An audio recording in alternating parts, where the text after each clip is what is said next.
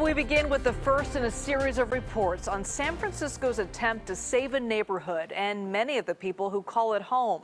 For decades, the Tenderloin has been at the very center of the city's challenges, and that has only become more visible in recent years.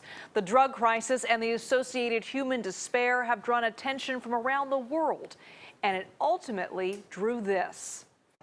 And less tolerant of all the that has destroyed our city.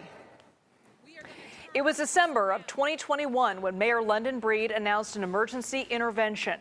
There would be a linkage center to connect people to services. There would be increased law enforcement and an all-out push to clear streets of trash and unsanitary conditions. Just the announcement alone put a new focus on the neighborhood, prompting everyone to ask what it might actually take to bring significant change.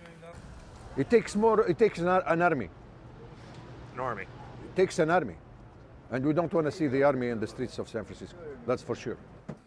And as that initial emergency response was rolled out, we launched a special report on what the city was trying to do and how that was translating for everyone in the neighborhood. People who are housed, people who are unhoused, and people trying to run a business there. Wilson Walker led that coverage for us and has once again spent several weeks in the neighborhood watching to see where things stand now a year later. What did you find? Well, the state of emergency is now technically the Tenderloin Emergency Initiative. So what has changed, what is different, what is working, what is not, and maybe most importantly, how do we measure progress? It's almost every day. Every single day they have a mess over here. For the people who live and work in the Tenderloin, every day comes with trying to tackle or just navigate the immense challenges facing this neighborhood.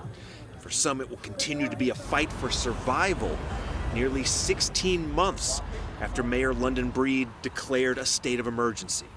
And we are past the point where what we see is even remotely acceptable.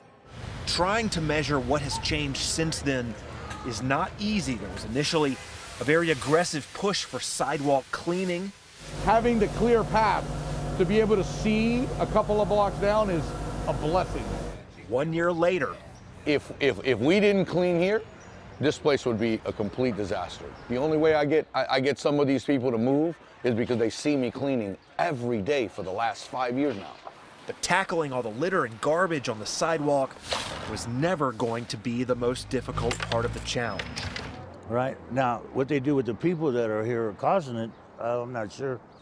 How much has changed may depend on what corner you're standing on. How many months they always calling, you see that place over there?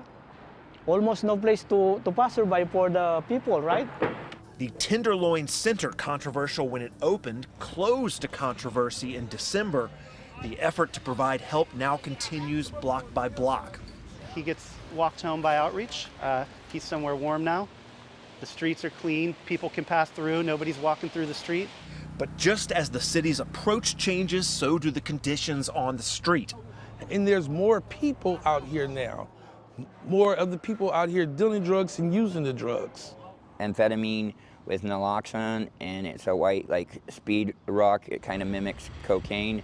Overdoses continue and at a slightly elevated rate through the first 2 months of this year. And as for enforcement of drug laws, when we take the steps to be more aggressive with law enforcement, that pledge in December of 2021 has materialized over recent months as police have stepped up arrests.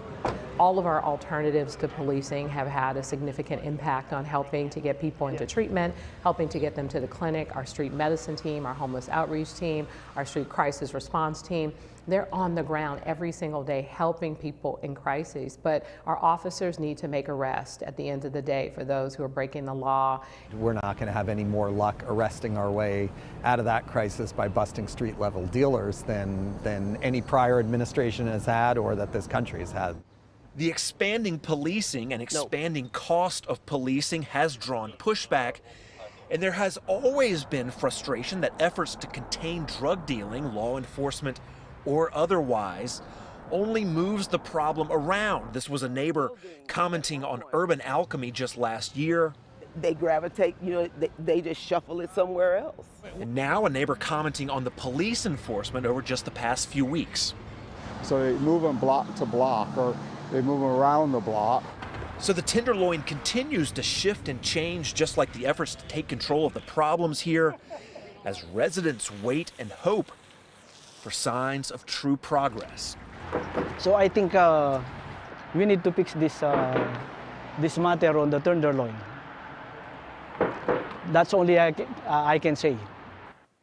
Truly. Now, that's sort of a primer there on where we've been and where we're going over the next couple nights. For one, helping the neighborhood as a whole is going to depend on finding answers for those who are on the street. So we'll show you sort of what that work looks like in real time. We will also show you what the police are doing.